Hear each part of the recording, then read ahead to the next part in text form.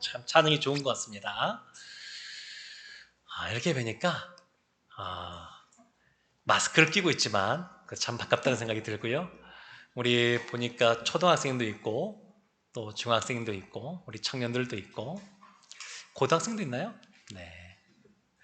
하여튼 너무 잘 오셨습니다. 환영합니다. 그리고 2주 전에 이제 교회 방역 조치가 강화됐었는데 오늘 저녁 6시로 해제가 되었습니다. 그러더니 찬양팀이 그럼에도 불구하고 마스크 쓰고 찬양하시는데 마스크 쓰고 찬양이 쉽지가 않거든요. 근데 또 앞에 마이크 들고 하면 더 쉽지가 않은데 감사를 드립니다. 예전에 미국의 한 연구소에서 사람이 성공하는 그러한 요인, 이유에 대해서 연구한 것들이 있는데 여러 가지 이유가 있지만 그 중에 하나가 2대8 원리입니다. 2대8.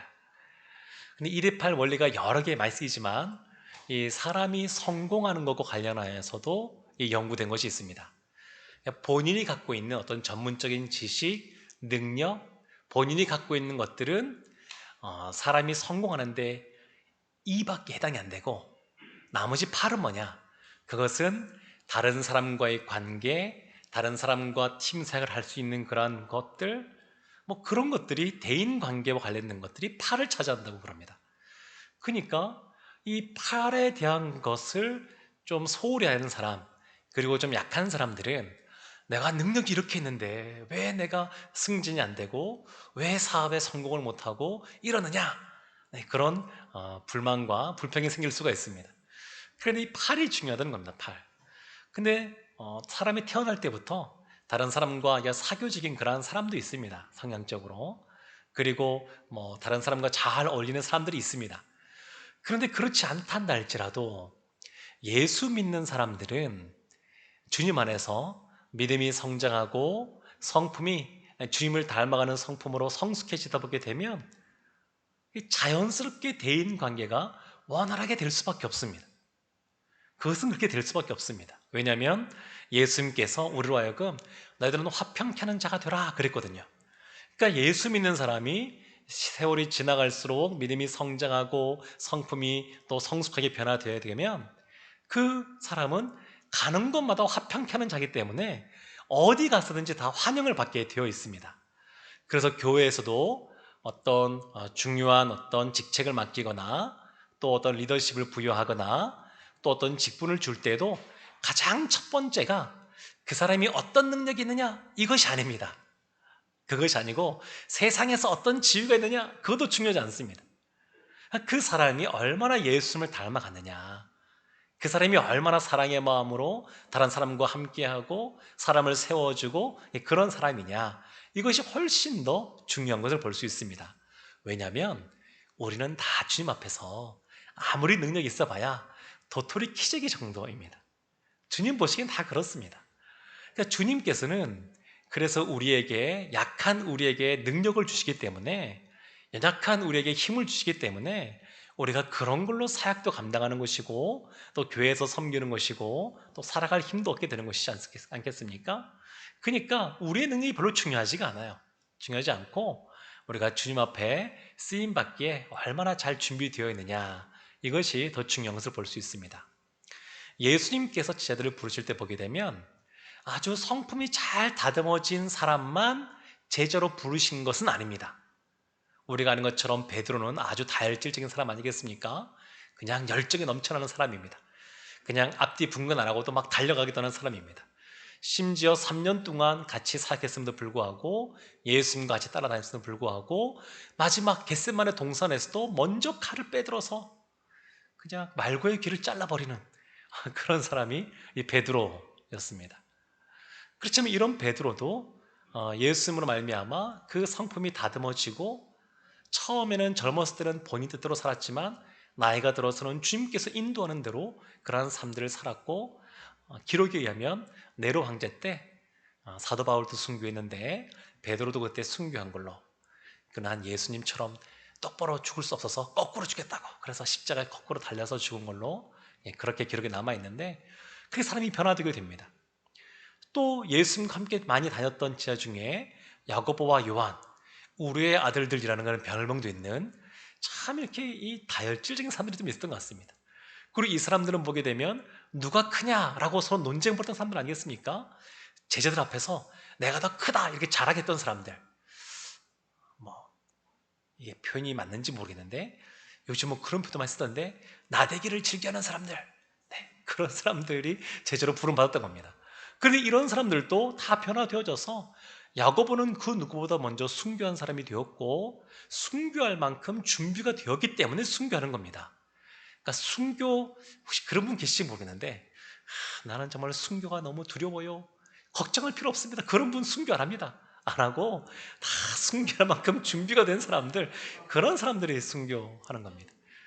그리고 요한은 보게 되면 마지막까지 살아남아서 또 마지막까지 이렇게 성도들을 돌보고 또 요한복음도 기록하고 계셔 쓰는 그런 사람이 되었습니다. 그러니까 예수님께서 우리를 부르실 때 다 다듬어진 상태에서 부른 건 아닙니다. 그렇지 않았어도 부르십니다. 직분도 주시고 직책도 주십니다. 그런데 그 상태로 머물러 있으면 안 되고 시간이 지나갈수록 아름답게 다듬어져야 됩니다.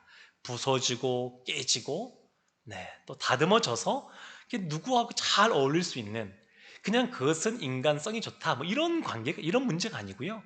예수님을 닮아가는 겁니다. 예수님을 닮아가는 거. 근데 오늘 본문속에서 보게 되면 믿음의 그런 모습으로 나아가는데 성품이 이미 많이 준비된 사람들이 등장합니다. 성품이 준비가 되어서 하나님께 쓰임 받는 사람들, 처음부터 온전하진 않지만 그래도 그런 좋은 그러한 성품의 훈련들을 이미 한 사람들, 그런 사람들이 오늘 본문에 등장하게 됩니다. 룻기서는 보게 되면 1장부터 보게 되면 아주 그냥 우리가 잘 아는 내용들이 기록이 되어 있는데, 유다의 베들레헴에 엘리멜렉이라고 하는 사람이 그의 아내 나오미와 함께 두 아들을 데리고 그 땅에 기근이 심하니까 모압 땅으로 이주연을 하게 되었습니다. 이 룻기서는 사사기 시대거든요. 사사시대 때 갔는데, 사사시대 때 사람들은 얼마 전까지 여호수아와 함께 건너왔던 사람들이 살던 시대. 근데 여호수아가 요단강을 건너기 전에 있었던 요단강 동편이 모압 땅이거든요. 모압 땅. 모세가 신명기 말씀을 다시 한 번 더 알려주던 때가 모압 땅이거든요. 그러니까 이미 그 땅에서 얼마나 그 땅이 비옥한지를 경험하고 알았던 사람들. 그래서 이스라엘 두 지파 반이 우리는 이 땅에 남겠다 했던 그 땅, 그 모압 땅. 그러니까 그 땅이 되게 풍요로운 것을 알고 있었습니다. 그러니까 베들레헴에서 모압으로 이주한 겁니다. 그러나 10년쯤 지나다 보니까 두 아들이 죽게 되고 남편도 죽게 되고 그 나오미와 두 며느리만 남게 되었습니다. 그래서 이 나오미가 너희들도 이제 고향으로 돌아가라고 권면했습니다. 그럼에도 불구하고 이 며느리들이 듣지 않습니다. 또 재차 이 나오미가 권면합니다. 나도 너희들 어떻게 해줄 수가 없다. 나도 힘들고 나도 하나님이 원망스럽다, 이런 말을 합니다. 그럼에도 불구하고 이 며느리 떠나지 않다가 이 룻기서 1장에 보면 어떤 말씀이 나오냐면 14절 이런 말씀이 있습니다. 그들이 소리 높여 다시 울더니 오르바는 그의 시어머니에게 입맞추되 룻은 그를 붙쫓았더라. 이런 말씀이 나옵니다. 지금 룻이 시어머니를 붙쫓았습니다. 그리고 오르바는 시어머니에게 입맞추고 돌아갔습니다. 이것이 선택이거든요. 그 앞에 조건은 똑같습니다. 그들이 소리 높여 다시 울더니, 비슷합니다. 첫째 며느리나 둘째 며느리나 비슷한 상황입니다. 그런데 오르바는 돌아갔고 룻은 끝까지 남아있는 선택을 했습니다. 이 선택이 나중에 결과를 보게 되면 엄청난 그런 그 차이를 갖고 오게 됩니다. 둘 다 같은 상황이었는데 어떤 것을 선택하냐에 따라서 정말 많은 차이가 나게 됩니다. 룻은 누구냐면 다윗의 증조 할머니입니다. 증조 할머니. 다윗의 증조 할머니로서 마태복음에도 기록이 되어 있고 그 족보를 따라오면 예수님의 족보이기 때문에 결국 이 룻은 다윗을 낳은 그러한 할머니로서, 그리고 그 예수님의 족보에 등장하는 조상으로서 그 이름이 기록되는 엄청난 사람이 되었습니다. 성경 66권 중에서 룻이라고 하는 이름이 들어간 성경이 있을 정도입니다. 그러니까 대단한 거죠. 근데 이 여인이 그 출발이 뭐냐면 선택이라는 겁니다. 선택을 했습니다. 선택. 그래서 이 룻을 보게 되면 첫 번째 이 룻의 어떤 성품이 있는데 18절 보면 이런 말씀이 있습니다. 1장 18절에 읽진 않았지만 제가 읽어드리겠습니다. 나오미가 룻이 자기와 함께 가기로 굳게 결심함을 보고 그에게 말하기를 그치니라. 룻이 굳게 결심한 것을 나오미가 보고 더 이상 고민하지 않았습니다. 그러니까 룻은 아주 굉장히 결단력이 있었던 여인입니다. 결단력이 있었습니다. 더군다나 이게 반복해서 시어머니가 보내려고 하는데, 울면서 보내려고 하는데, 그럼에도 불구하고 끝까지 끈기를 가지고 머물겠다고 이렇게 이야기한 사람이 이 룻입니다. 그러니까 이 룻은 결단력도 있고 끈기도 있었습니다. 다니엘이 보게 되면 처음에 포로로 잡혀가서 왕의 진미와 포도주를 먹지 않기로 결심했습니다. 결심하고 그들을 관리하는 환관장에게 이야기했습니다. 그랬더니 환관장이 안 돼, 그렇게 이야기했습니다. 안 된다고. 그런데 여기에 포기하지 않고 다니엘과 세 친구가 재차 또 그들을 직접적으로 관리하는 관리자에게 또 얘기했습니다. 그때 얘기합니다. 우리를 열흘 동안 시험해 보라고, 채소와 물만 주고 시험해 보라고. 환관장은 더 위에 있는 사람이거든요. 근데 더 위에 있는 사람이 노 그랬는데 그 밑에 있는 관리자에게 또 이야기해서 결국 그들이 왕의 진미와 포도주를 먹지 않고 채소와 물만 먹는 은혜를 누리게 됩니다. 포기하지 않는 겁니다. 믿음의 발걸음 한번 뗐습니다. 문을 똑똑 뚫었습니다. 안 열린다 그래서 포기하는 것이 아니라 재차 두드리는 겁니다. 왜 룻이 이렇게 포기하지 않았을까? 왜 이렇게 결단을 했을까 생각해 보게 되면 언뜻 떠오르는 거 보게 되면 나오미에 대한 효심이 깊었다, 그래 볼 수 있습니다. 이 10년 동안 모셨던, 같이 있었던 이 어머니가 이제 의지할 것 없이 고향으로 돌아간다고 그러는데 거기 가서 얼마나 힘들게 살지 뻔히 보이는 겁니다. 그리고 마음은 무너져 있고 하나님에 대한 불평과 불만은 가득해 있고 나오미가 그 뻔히 보이니까 차마 떠날 수 없어서 그 효심이 있어서 이렇게 결단한 것을 볼 수 있습니다. 이 첫 번째고, 이것보다 더 중요한 것은 뭐냐면 이 1장의 말씀을 보다 보게 되면 이 룻의 고백 속에 하나님에 대해서 신뢰하는 것이 있습니다. 어머니 하나님이 나의 하나님이 되고 뿐만 아니라 그리고 내가 만약에 어머니를 떠나게 되면 하나님께서 나에게 벌을 주기 원하신다, 이런 고백도 있는 것을 보게 됩니다. 그러니까 하나님에 대해서 분명히 인식하고 있는 겁니다. 그러니까 하나님을 붙잡은 겁니다, 룻이. 그래서 이 여인이 결국 아주 위대한 그러한 사람으로 기록이 된 것을 볼 수 있습니다.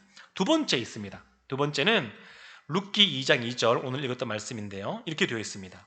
모압 여인 룻이 나오미에게 이르되 원하건대 내가 밭으로 가서 내가 누구에게 은혜를 입으면 그를 따라서 이삭을 줍겠나이다 하니 나오미가 그에게 이르되 내 따라 갈지어다 하매. 그러니까 나오미가 먼저 너 가서 이삭 좀 주워와라, 우리가 먹을 것이 필요한데 좀 마련해 와라, 이렇게 한 것이 아닙니다. 룻이 자발적으로 자원해서 본인이 하겠다고 말한 겁니다. 그러니까 이미 룻은 굉장히 많이 준비된 사람입니다. 그냥 단순히 성향이 아니라 준비된 사람입니다. 그래서 이러한 자발성, 솔선수범하는 그런 모습이 룻에게 있었습니다. 세 번째는 뭐냐면 룻기 2장 7절 하반절에 나와 있는데 룻이 이삭을 줍는 것을 보고 그의 사환인 보아스의 사환이 보아스에게 이렇게 보고합니다. 7절에 하반절에 아침부터 와서는 잠시 집에서 쉰 외에 지금까지 계속하는 중이니이다. 룻은 본인이 하는 일에 대해서 최선을 다해서 열심히 하는 사람이었습니다. 아침부터 저녁까지.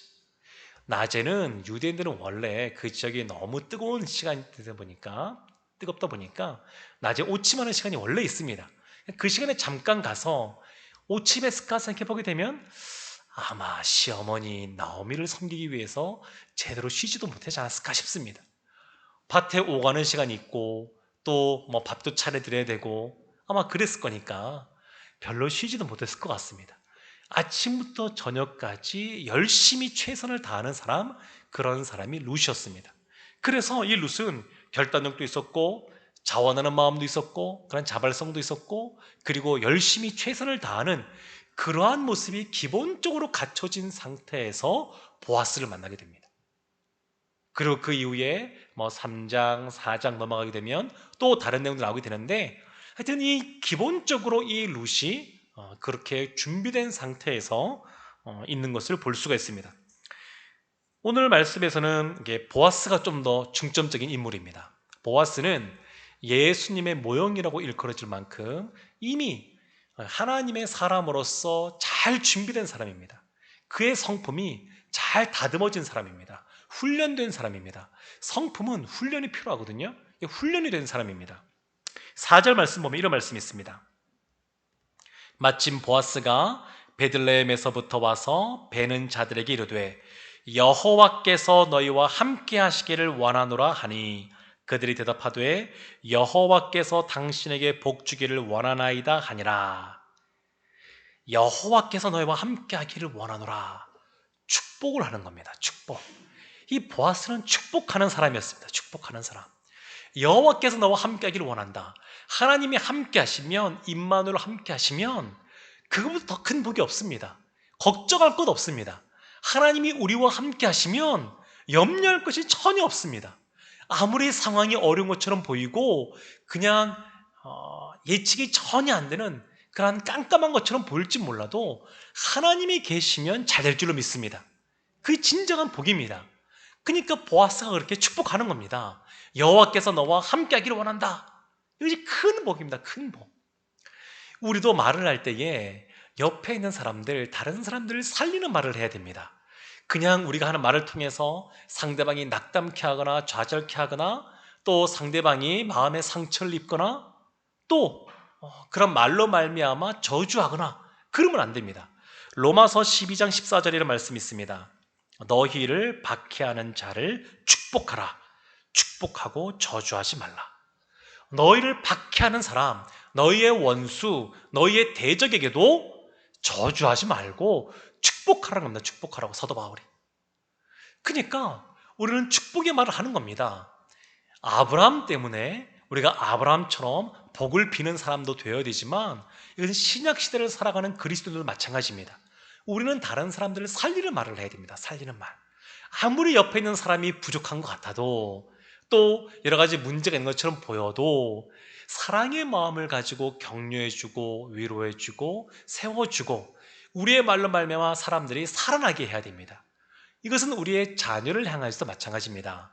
주일날 나눴던 것처럼 야곱이 그 에브라임과 므낫세 현재의 모습을 보고 기도한 것이 아니라 장차 있을 일에 대하여 믿음을 가지고 그들을 축복 기도한 것이 하나님께 잘했다라고 믿음으로 행했다라고 칭찬드렸던 것처럼 우리가 우리의 자녀들을 향해서도 마찬가지입니다.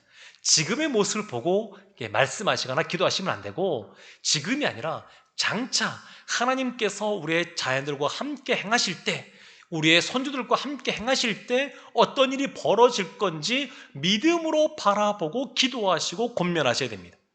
그러니까 우리의 말로 말미암아 자녀들이 마음에 상처를 입거나 주눅이 들게 하거나 그렇게 하시면 안 됩니다. 우리의 말로 말미암아 오히려 자신감이 생기고 하나님을 향하여 믿음이 생기고 소망이 생기고 그렇게 하셔야 됩니다. 몸이 아프신 분들도 마찬가지입니다. 그런 분들을 대할 때 우리가 그런 분 안 계시겠지만 늘 소망의 말을 하는 겁니다. 왜냐하면 주님께서는 진짜 아픈 사람들이 오셨거든요. 그리고 복음서에 보게 되면 공생의 사역 동안에 예수님께 나온 사람 중에서 고침받지 못한 사람 아무도 없습니다. 그러니까 믿음을 가지고 함께 기도해주고 함께 나가는 것이 필요합니다. 두 번째 보게 되면 이 보아스는 어떤 사람이냐면 2장 5절에 보면 이런 말씀이 있습니다. 보아스가 베는 자들을 거느린 사환에게 이르되 이는 누구의 소녀냐 하니 보아스가 딱 와서 봤는데 딱 한 사람 눈에 띄는 사람이 있는 겁니다.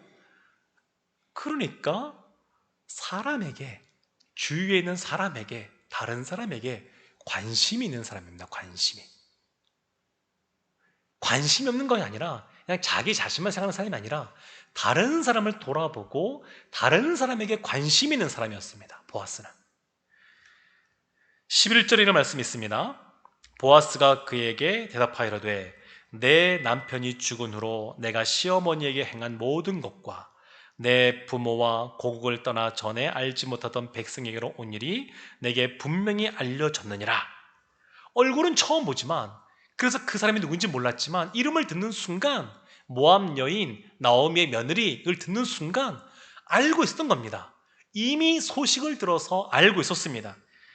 그리고 12절 말씀 보면 이런 말씀이 있습니다. 여호와께서 내게 행한 일을 보답하기를 원하며 이스라엘의 하나님 여호와께서 그의 날개 아래의 보호를 받으러 온 내게 온전한 상 주시기를 원하노라 하는지라. 공감 능력이 있습니다. 공감하는 그런 능력이 있습니다. 보아스는 함께 울고 함께 웃는, 로마서 12장 15절에서 말씀하고 있는 것처럼 즐거워하는 자들과 함께 즐거워하고 우는 자들과 함께 울라. 공감하는 마음이 있습니다. 우리가 누군가를 대할 때도 그것이 필요합니다. 그냥 건성으로 듣고 그렇구나 이것이 아니라 진심으로 같이 공감하는 겁니다.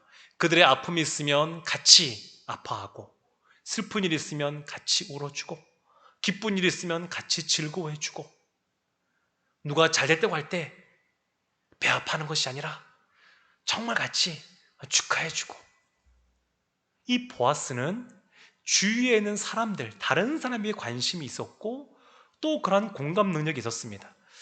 어떤 순장님이 순을 잘 이끌어가느냐, 말씀을 잘 가르치고 기도를 또 잘하고 이런 것도 다 중요하긴 합니다만, 기본적으로 이렇게 다른 사람에게 관심이 있고 공감을 잘해주고, 그래서 어떤 순원이든지 우리 순자님에게 가면 내 마음이 시원해지고 내가 의지할 수 있어, 이런 분들이, 그런 순이 정말로 잘 됩니다. 순자님에게 말했는데 이해를 하셨는지 어떻게 들으시는지 잘 모르면 이 참 어렵습니다. 어려워요. 그러니까 이 보아스는 이 공감 능력이 있었습니다. 공감 능력이. 13절에 보면 이런 말씀도 있습니다. 하반절에 루시 이렇게 말합니다. 당신이 이 하녀를 위로하시고 마음을 기쁘게 하는 말씀을 하셨나이다. 보아스의 말로 위로를 얻고 기쁨을 얻었습니다. 그러니까 보아스는 다른 사람을 위로할 줄 아는 사람이었습니다. 다 다른 사람에 관심이 있으니까 다 이렇게 하는 거거든요. 14절 보면 이런 말씀도 있습니다. 식사할 때 보아스가 루스에게 이르되 이리로 와서 떡을 먹으며 내 떡 조각을 초에 찍으라. 그리고 끝에 보면 그가 볶은 곡식을 주매 루시 배불리 먹고 남았더라. 세심한 것까지 관심이 있습니다. 세심한 것까지. 그 사람이 어떤 것에 관심이 있는지, 어떤 것이 부족하고 필요한지 세심한 것까지 살피는 겁니다. 그러니까 이 보아스는 너무너무 이렇게 본인이 아니라 다른 사람에 관심이 있고 작은 것에 관심이 있고 공감하고 그런 사람이었습니다. 더 나아가서 보아스가 어떤 사람이냐면 8절에 보면 이런 말씀이 있습니다. 보아스가 루스에게 이르되 내 따라 들으라. 이삭을 주우러 다른 밭으로 가지 말며 여기서 떠나지 말고 나의 소녀들과 함께 있으라. 9절도 보게 되면 하반절에 목이 마르거든 그릇에 가서 소년들이 길러 온 것을 마실지니라. 그 사람에게 배려해주고 채워주고 필요한 거 있으면 나눠줄 수 있는 사람이었습니다. 너무너무 이 성품이 이미 잘 다듬어져 있습니다.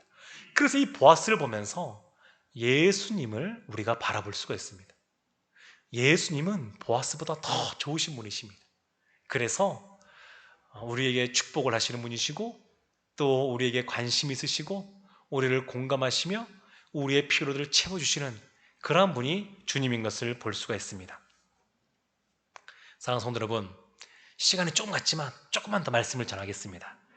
그런데 우리가 보게 되면 이러한 성품이 성장하는 것, 인격이 성장하는 것이 늘 이루어지면 좋을 텐데 그러지 못한 경우를 우리가 볼 수 있고 우리도 그러한 고민에 빠질 때가 있는 것을 볼 수 있습니다. 근데 생명이 있으면 생명체는 성장하게 되어 있습니다. 아기가 태어나면 그 아기가 당연히 성장하는 것처럼 우리 가운데 생명이 있으면 성장하는 것이 너무너무 당연한 겁니다. 그래서 나는 한 번도 예수님 안에서 그냥 교회 다니는 것이 아니라 그냥 거듭나야 하나님의 구원받은 백성인데 이러한 구원받은 그러한 확신 이런 것이 없다. 내가 주님 안에서 그냥 인간적으로 성품이 좋고 그냥 성격이 좋은 그것이 아니라 성향이 잘 어울리는 성향이 그런 것이 아니라 성품이 정말로 변화되었다 이런 경험이 없다 그러면 진작에 한번 고민을 보셔야 됩니다. 나는 성품이 다듬어져 본 적이 없는 것 같아. 그렇다 그러면 정말로 내 안에 그러한 구원의 확신, 예수가 주시는 그러한 생명이 있는가 한번 돌이켜볼 필요가 있습니다.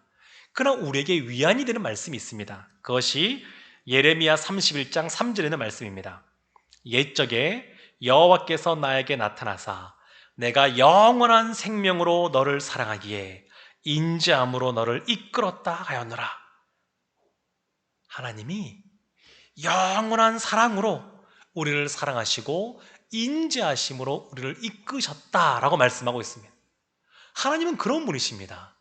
우리가 정말로 교회 다니면서도 그냥 교회만 다니고 마음속에 확신이 없다 그럴지 몰라도 하나님께서 이미 영원한 사랑으로 우리를 사랑하시며 이 자리까지 인도하시는 겁니다. 주님께서 허락하지 않으시면 교회 이 예배당에 한 발자국도 들어올 수 없습니다.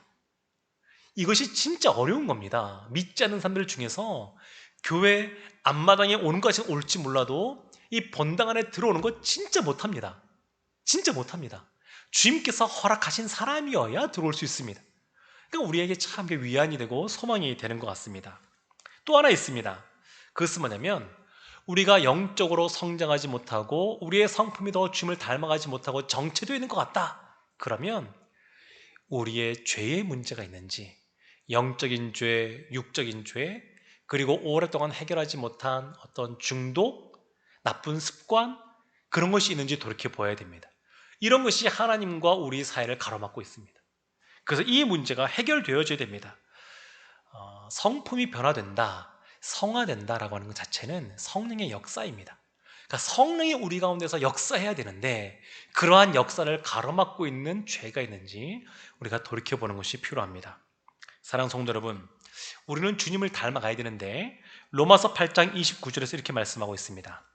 하나님이 미리 아신 자들을 또한 그 아들의 형상을 본받게 하기 위하여 미리 정하셨으니 예수 그리스도의 형상을 본받게 하기 위하여, 그러니까 우리로 하여금 예수를 본받으라고 말씀하고 있습니다. 에베소서 4장 13절의 말씀도 있습니다.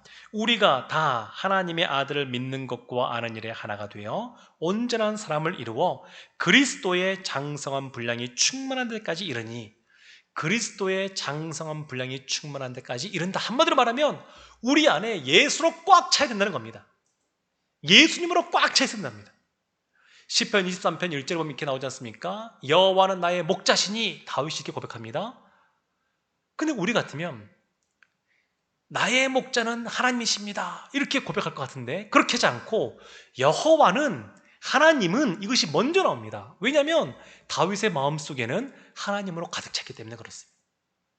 주님이 가득 차 있습니다. 주님이, 예수님이, 하나님이 가득 차 있으니까 당연히 예수님을 닮아갈 수 있는 겁니다. 사랑하는 성도 여러분, 이 밤에 우리가 기도할 때에 예수님이 우리에게 가득 차기를 원합니다.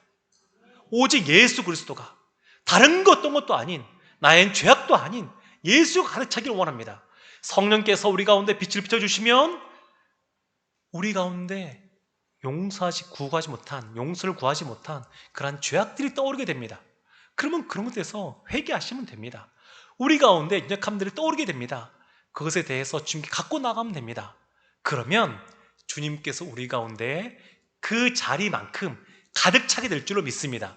하나님이 100% 우리 가운데 있어야 되는데 왜 100% 있지 못하느냐? 그것은 우리 가운데 나의 것이라고 하는 것들이 있기 때문에 그렇습니다. 그래서 이 모든 것을 내어줄 때 우리가 예수로 가득 찬 사람, 다윗과 같은 사람이 되는 줄로 믿습니다. 이런 은혜가 이 밤에 이 자리에 함께 우리 모두에게, 그리고 영상을 통해서 이 시간 함께하는 우리 성도들 가운데 가득 차기를 주님의 이름으로 축원합니다. 아멘.